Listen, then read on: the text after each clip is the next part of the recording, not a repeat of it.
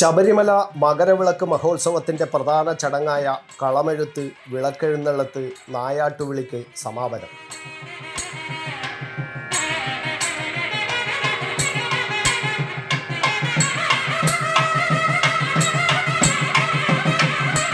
മാളികപ്പുറം മണിമണ്ഡപത്തിൽ മകരസംക്രമ ദിനം മുതൽ 5 ദിവസത്തേക്കായിരുന്നു കളമെഴുത്ത്.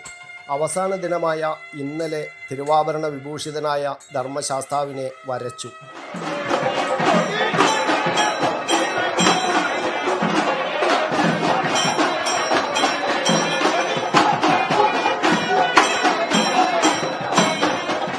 ബാലമണികണ്ഠ വേഷം, വില്ലാളി വീരൻ, രാജകുമാരൻ, പുലിവാഹനൻ എന്നീ രൂപങ്ങളായിരുന്നു ആദ്യ 4 ദിവസങ്ങളിൽ. അയ്യപ്പൻ്റെ ബാല്യം, കൗമാരം, യൗവനം, കർമ്മപൂർത്തീകരണം, ധർമ്മശാസ്താവിലേക്കുള്ള പരിണാമം എന്നിങ്ങനെയാണ് സങ്കല്പം. റാന്നി കുന്നൈക്കാട്ട് കുടുംബത്തിലെ രതീഷ് അയ്യപ്പക്കുറുപ്പ്, അജിത് ജനാർദ്ദനക്കുറുപ്പ്, ജയകുമാർ ജനാർദ്ദനക്കുറുപ്പ് എന്നിവർ നേതൃത്വം നൽകി.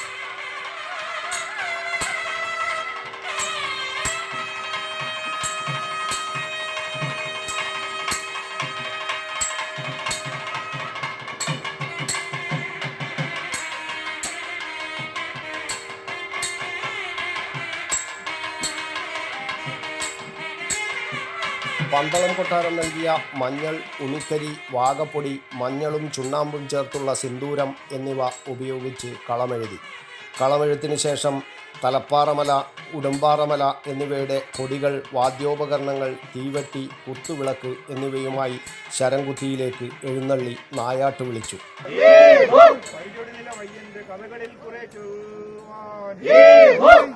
മുനിമാർ മറ്റും അറുമുഖ പെരുമാൾ താനും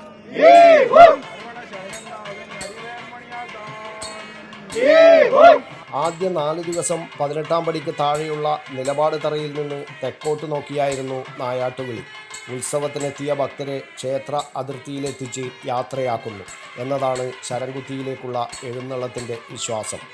ഉത്സവവേളയിൽ ശബരിമലയിൽ നിന്ന് ഉൾക്കാടുകളിലേക്ക് പോയ അയ്യപ്പസ്വാമിയുടെ കാവലാളുകളായ ഭൂതഗണങ്ങളെയും മലദൈവങ്ങളെയും അയ്യപ്പസ്വാമി നേരിട്ട് വിളിച്ച് ശബരിമലയിലേക്ക് കൂട്ടിക്കൊണ്ടുവരുന്നു എന്ന സങ്കല്പത്തിലാണ് നായാട്ടുവിളി. റാന്നി പെരുന്നാട് പുന്നമൂട്ടിൽ കുടുംബത്തിലെ PG മഹേഷ് നായാട്ടുവിളിയിലെ ശീലുകൾ ചൊല്ലി. പദ്യരൂപത്തിൽ ചിട്ടപ്പെടുത്തിയ അയ്യപ്പസ്വാമിയുടെ ഐതിഹ്യം ആസ്പദമാക്കിയ 576 ശീലുകളാണിത്.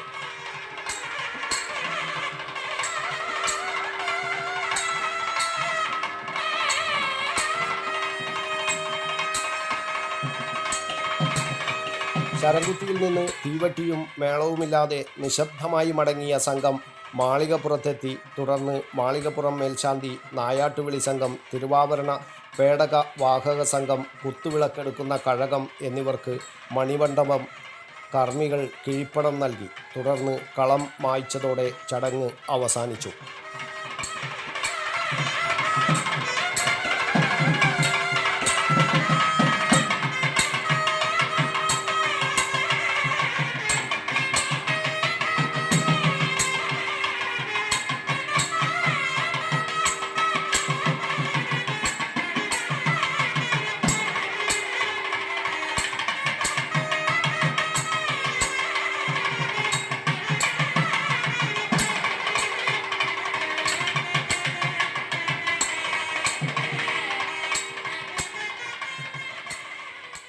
News bureau, Kannur media.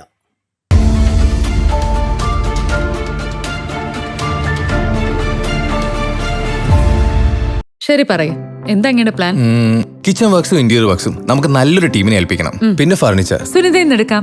അവിടെ ആകുമ്പോ എല്ലാ മോഡൽ ഫർണിച്ചറും അവൈലബിൾ ആണ്. മോഡേൺ വേണമെങ്കിൽ മോഡേൺ, ട്രഡീഷണൽ വേണമെങ്കിൽ ട്രഡീഷണൽ. ഇനിയിപ്പോ ഇമ്പോർട്ടഡ് ഫർണിച്ചർ വേണമെങ്കിലോ അതും സുനിതയിലുണ്ട്. ചേട്ടാ, ഫർണിച്ചർ സുനിതയിലാണെങ്കിൽ മോഡുലർ കിച്ചണും ഇന്റീരിയർ വർക്സും അവരെ തന്നെ ഏൽപ്പിച്ചാ പോരെ? അതിനവർ ഇന്റീരിയർ വർക്സ് ഒക്കെ ചെയ്യുന്നുണ്ടോ? ഒരു വീടിന്റെ മുഴുവൻ ഇന്റീരിയർ ഡിസൈൻ ചെയ്ത് ഫിനിഷ് ചെയ്യാനുള്ള സ്പെഷ്യലൈസ്ഡ് ആൻഡ് എക്സ്പീരിയൻസ് ടീമും സ്വന്തമായ ഒരു മാനുഫാക്ചറിംഗ് യൂണിറ്റും ഉണ്ട് സുനിതയ്ക്ക്. ഇപ്പോൾ ഏത് ജനറേഷന്റെയും ഫേവറേറ്റ് സുനിത ഫർണിച്ചർ,